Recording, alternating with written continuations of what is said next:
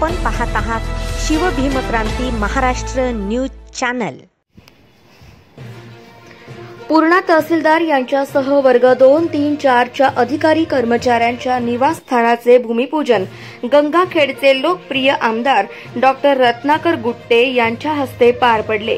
तर सार्वजनिक बांधकाम उपविभागाच्या वतीने तहसील कार्यालयाच्या पाठीमागे झालेल्या भूमिपूजन सोहळ्यासाठी उपविभागीय अधिकारी जीवराज डापकर, उपविभागीय अभियंता गंगाखेडचे श्री पवार, पूर्णा उपकार्यकारी अभियंता सुनील मोरेवार, पोलीस निरीक्षक विलास गोबाडे, तहसीलदार माधवराव बोथीकर, नायब तहसीलदार प्रशांत थारकर, श्री मस्के साहेब, मंडळ अधिकारी श्री शिंदे, संजय काकडे, तलाठी संघटनेचे अध्यक्ष श्री रासवे, श्री गोरे, श्री भराड, तालुका अध्यक्ष गणेशराव कदम, राम देसाई, सुभाषराव देसाई, उपसरपंच महादेवजी देसाई, नवनाथ भुसारे, मारुती अण्णा मोहिते, जगन्नाथ रेनगडे, नंदकुमार डाखोरे, हरिभाऊ कदम, मुकुंद भोळे, अवधूत शिंदे, बापूराव डुकरे, ॲडव्होकेट डाखोरे, अनंता पारवे, विश्वनाथ होळकर, असलम शेख, मखदूम कुरेशी, चांद बागवान, बाळासाहेब कदम, व्यंकटराव मोरे सह आदींची उपस्थिती होती। तर यावेळी तलाठी संघटनेच्या वतीने सर्व सज्जाद संगणक आणि प्रिंटर देण्याची मागणी अध्यक्ष श्री रासवे यांनी केली। तर आमदार महोदयांनी ही मागणी 0 मिनिटातच पूर्ण करू, पण आपण त्या ठिकाणी हजर असाल तर पूर्ण तालुक्यातील वाटेल ते देण्यासाठी आपण कटिबद्ध आहोत। आज 14 कोटी 30 लाख रुपयांची कामे होत आहे, त्यांचा आपणास आनंद होत आहे। काही काम बाकी असल्यास त्या लोकांनी आपल्याकडे सरळ यावे, तेही काम पूर्ण करू अशी ग्वाही त्यांनी दिली। यावेळी कोतवाल संघटना, तलाठी संघटना आणि इतरांनी माननीय आमदार रत्नाकरराव गुट्टे यांचे स्वागतही केले। संकल्पामध्ये मंजूर झालेला आहे। प्रत्येक शासकीय कर्मचाऱ्याला निवासस्थान हा अत्यंत जिव्हाळ्याचा विषय असतो आणि आहे। मागील 24 ते 25 वर्षापूर्वी ते तहसील कार्यालय इमारत पूर्ण झालेली असून ती गावाच्या बाहेर आहे। मागील 25 वर्षापासूनची मागणी होती की या ठिकाणी तहसीलदार निवासस्थान, नायब तहसीलदार निवासस्थान, वर्ग 3 व वर्ग 4 या सगळ्यांना जर निवासस्थान उपलब्ध झाले तर गावाच्या बाहेर इमारत असल्यामुळे आणखी गतिमानता येईल, ह्या दृष्टीने माननीय आमदार साहेब सातत्याने पाठपुरावा करत होते।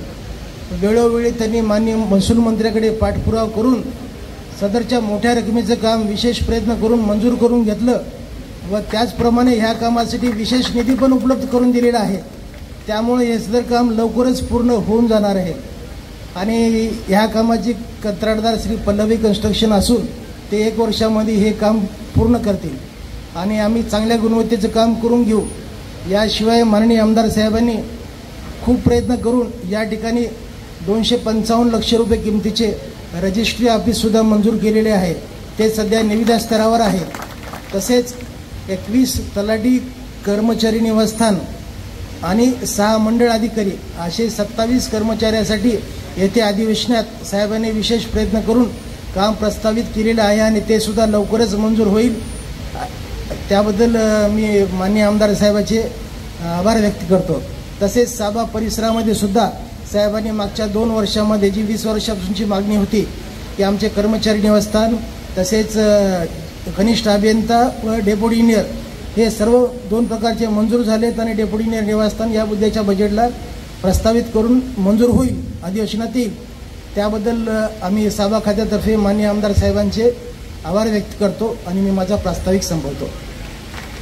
नागरिक, लोकप्रतिनिधी नागरिकांच्या कामासाठी पाठपुरावा करत असतात, ते आपलं कर्तव्यच आहे काम करणं।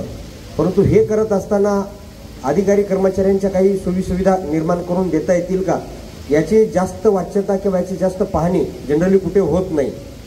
रुटीनमध्ये जे असेल, कुठं बजेट टाकायला स्कोप नसेल मग टाकून द्या कुठेतरी, असा प्रकार होतो। परंतु आपल्याकडे तो प्रकार होत नाही।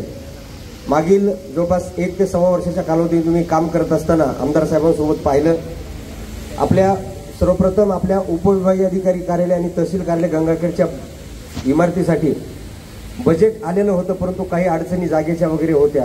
त्यामध्ये पाठपुरावा करून आमदार महोदयांनी ते तात्काळ काम मार्गी लावलं आणि मला अभिमानाने सांगा वाटतं की आज काम उद्घाटन होऊन फक्त 8 महिने झालेत, आज शेवटच्या स्लॅबला तो काम आलेला आहे। या स्पीडनं काम चालू झालं तर खूप झालं. जानेवारीमध्ये ती बिल्डिंग देण्याचं कंत्राटदारांनी आणि संबंधित विभागाने सांगितलंय.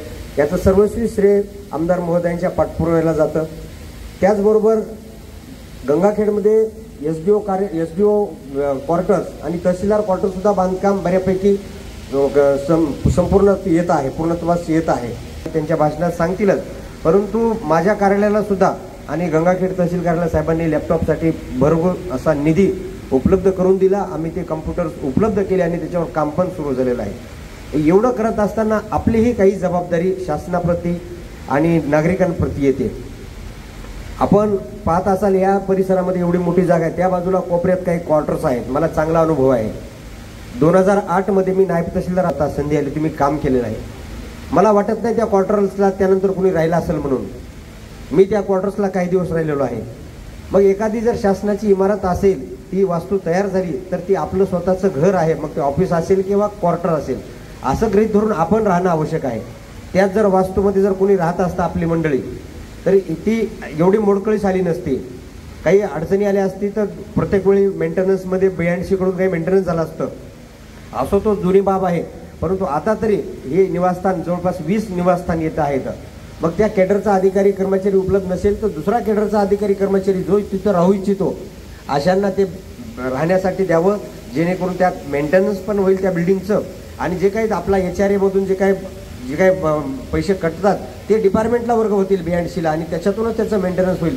उपस्थित नागरिक शेतकऱ्यांना एक आश्वासन देतो की आपलं कुठलंही काम असेल, मग ते अनुदान वाटपापासून ते आपल्या रेकॉर्ड्सपर्यंत असेल, राईट ऑफ रेकॉर्ड्सपर्यंत, हे सर्व कामं वेळेमध्ये गतीनं आणि नियमाप्रमाणे पूर्ण करतील अशी सर्व आमचे अधिकारी कर्मचारी खबरदारी घेतील, एवढंच या ठिकाणी सांगतो. आणि पुन्हा एकदा आपल्या सर्वांच्या वतीनं आमदार महोदयांचं मी आभार व्यक्त करतो की त्यांनी आमच्या विभागाला भरघोस असा निधी देऊन निवासस्थानाची व्यवस्था केलेली आहे. त्याबद्दल पुन्हा एकदा धन्यवाद. जय हिंद, जय महाराष्ट्र. हा सोहळा जे आहे,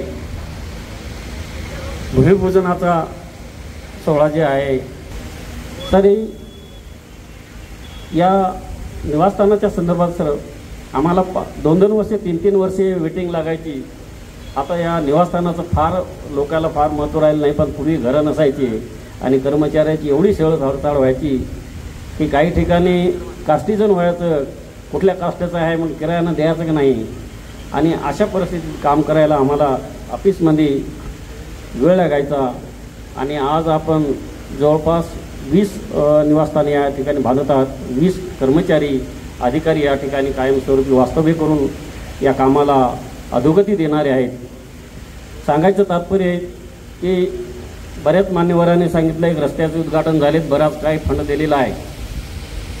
पण मी जवळपास 1 वर्षापासून पाहतोय की या मतदारसंघात माझा तालुका नेहमी टॉपवर ठेवलेला आहे मी.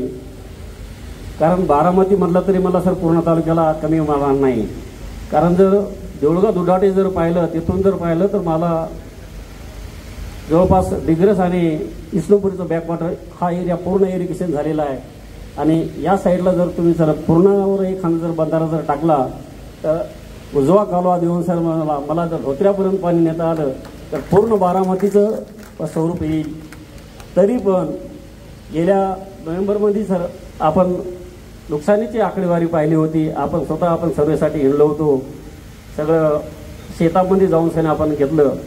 तरी साहेबांच्या माध्यमातून आपण तालुक्याला 27 कोटी शेतकऱ्याचं अनुदान प्राप्त करून घेतलेलं आहे. त्यापैकी सर आज रोजी आपण 23 कोटी वाटप त्यांच्या पोर्टलवर टाकलेलं आहे.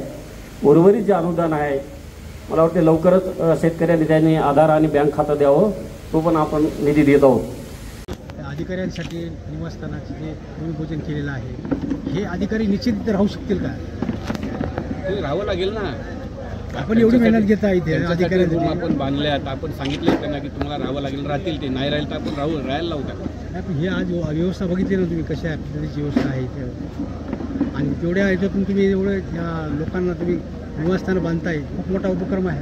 याच्याबद्दल काय सांगणार आता? नाही, हे बघा, अधिकाऱ्याला राहायला जागा दिली, त्याला जर सुखसोयी दिल्या तर निश्चित कामही त्या पद्धतीने अधिकारी करतो. त्यामुळे अधिकाऱ्याला त्याच्या सुखसुविधा दिल्या पाहिजेत. ऑफिस चांगलं व्यवस्थित दिलं पाहिजे, राहण्याची व्यवस्था व्यवस्थित केली पाहिजे. आणि ते जर केलं तर राहायला क्वार्टर जर व्यवस्थित असेल तर अधिकारी 100% राहतो, राहणार नाही असं नाही. आणि आपण राहायला त्याला बाध्य करून राहील तो, काही प्रॉब्लेम नाही त्याच्यामध्ये, आणि काम मी चांगलं करेल तो. आज जो भूमिपूजन झालं का किती निधी आहे, कशामध्ये आहे, किती निधी आहे या पूर्ण हे कामासाठी? 14,30,00,000चा निधी आहे आणि सर्व कर्मचाऱ्यापासून तहसीलदारापासून सगळ्याचेच क्वार्टर आहे त्याच्यामध्ये, सर्वच आहे. काय आव्हान करणार आहे लोकांना? आणि आव्हान हेच आहे की आता लवकरात लवकर हे काम म्हणजे प्रगतीपदावर व्हावं, लवकरात लवकर काम संपवण्याचं आव्हान करतो आणि अधिकाऱ्यांनी परत ह्याचा उपभोग घ्यावा. अधिकाऱ्यांनी तर